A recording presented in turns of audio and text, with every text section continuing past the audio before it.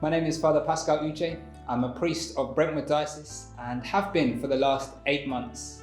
And I'm really thoroughly enjoying my life and ministry. And at the heart of my life, ministry and joy is my relationship with Jesus Christ.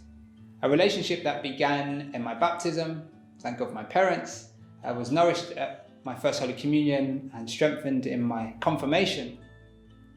But it's one that I became more aware of, more powerfully aware of, at about age 16. Pope Benedict says in one of his documents really beautifully that our faith is not a lofty idea.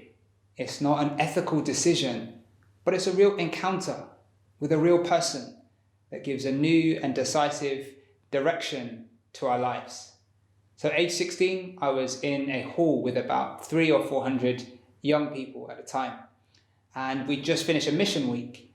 And the missionaries invited us to examine our conscience and then go to confession. And not everybody went. In fact, most people didn't go, but there were some people that did. And their going freed other people. It definitely freed me.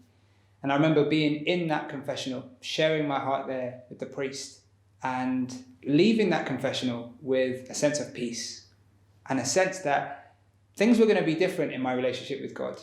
I didn't know how different, but I'd soon find out. Over the next few years, there were many blessings and joys naturally in my teenage life, but there were also hardships and difficulties. And in those moments of difficulties, I felt like I was able to lean more into God. So I had the framework of faith already, and I was leaning more into God. So through retreats and World Youth Days and people that I met, I was coming to discover Jesus Christ more. And in my discovery, I can honestly say I found a person who was pursuing me with passion, with love, in a way that was giving me a new sense of value and worth and a new identity. And that impacted me hugely, to the point of making me ask the question, well, what do I want to do? How am I going to respond to this encounter, to this person who is becoming so much more central to my life? And I ended up pursuing a call towards the priesthood.